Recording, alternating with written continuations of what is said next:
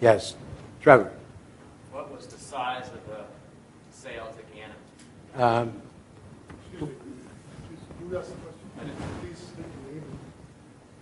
This is Trevor Holsinger, and my question is, what was the size of the concentrated ore sold to Gannon and Scott? The size of the ore, we had 200 pounds of concentrate that we took and used 300 ounces of silver in quart, and we recovered, using the silver in quart, 41.5 ounces of silver. The 200, it was a 10-to-1 concentrate, so the 200 pounds was the equivalent of having 2,000 pounds of head ore. Does that answer your question? 2,000 pounds of what? Of head ore. Okay. It's a 10-to-1 concentrate, so the 200 pounds of concentrate is equivalent to 2,000 pounds of head ore, which is a ton. Does that answer your question? Yes. Okay. Okay. So, go ahead. Hi, Eric Black. I've been a shareholder for a while, and I love what you guys are doing, and forgive me, I'm not that knowledgeable on mining, and so I've learned a lot about it from being a shareholder for 5 or 6 years and reading what you've been putting out, so I'm not sure if how appropriate my question is, but you may be able to help me. Thanks. I noticed when another mining company was sold at some point in the last 6 months, and I've forgotten the name of it, I should have been more prepared for the question, but they sold for in the range of $2.5 billion, I think. I'm sure you know what the company is. I don't remember.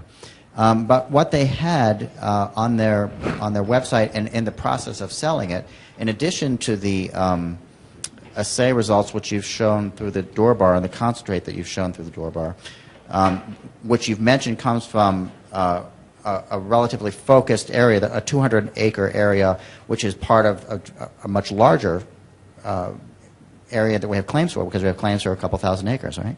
Yes. So what they had that impressed me was it was a map. And on the map they said, okay, we had this concentration here, we had this concentration here, we had this concentration here. And I didn't know how important that was in order to give a potential buyer a perspective on where we are, and if we have this in 200 acres, that's great. I don't know if that's in the anomaly and so on, but I'm not sure if you see where my question is going. Yes, but maybe I can help you along quickly by saying our project focus is on those 200 acres, not on the thousands. All of the values we'll talk about today are to be achieved from that 200 acres, not the rest of the claim.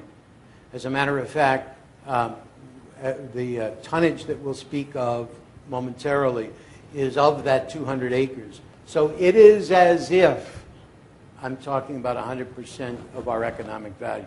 If the other acres didn't exist, the data I'm giving you is the data that you can have confidence in. Is that helpful? Well, let me respond specifically to his question, John. We have on our website 300. Basically, it's a 300-page report that our geologist Clyde Smith did. You can find all that information on there, and you'll find maps. It'll give you the same thing you're talking about that this company has. We have. Just go on our website, and you'll find all the geological information. So then I assume that the likes of a major producer will be studied. Exactly. Clyde Smith he does work all over the world: China, South Africa, Mexico. He is very well known, and he's respected, and this report is very, very thorough. Yeah, I look forward to hearing from you after you read that. And it's good nighttime reading, too. The point stands that the numbers I'm going to display here are focused on the 200 acres. Okay? John? Yes. Would you comment, for those of us that don't know the world scope of things? Hi, Doug Sanders speaking here. At 1 or 1.2 ounces per ton on the 200 acres, how big a deal is this relative to other Well, big boys, you know? let's go fill in the pieces of data that help answer that question. As we said, these initiatives are now accomplished. We've identified measured resources of 141 million tons. Call it 140 because I can't do math with odd numbers. 140 million tons in that 200-acre parcel of the thousands of acres in our claims. And the assay value that we have been able to ascertain and just spoke about from the sale of the concentrated Doré bar is 1.2 ounces. So let's abbreviate that as well and simply say there are 141 million ounces across those two numbers. Okay, is everybody following me? Higher math is not my scheme, but 140 million ounces then is puts us in a league with some of the largest finds in the world. Matter of fact, Chuck might tell us that the minor publications would probably put this in the biggest of the big leagues. So it is huge. Does that get the point that you're asking about? I like it. Okay. I like it too.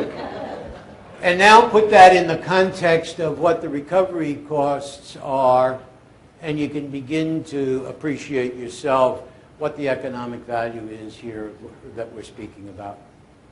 You can either estimate that based on what the what the gold and the gold equivalent in the ground is, or what it's worth as a commercial basis.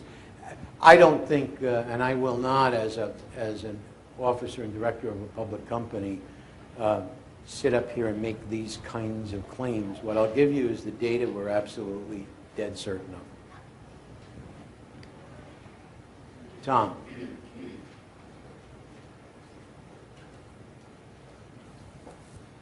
What does my name is Tom Campbell. What does the mining industry feel that the value of gold equivalent in the ground is at this time? Let's ask the miner. Tom, according to what I read in the Northern Miner, which is the mining journal that comes out each week, and by the way, if you all would like to take that, I know that you can get that online. I get it through the post office, but have a couple friends who get that same information online. What I read there is that it's between 300 gold in the ground, gold equivalent in the ground is $300 to $500. That's what the deals are going for now. 300 minimum, and there are a lot of different variants that play into that. But $300 to $500 an ounce gold in the ground.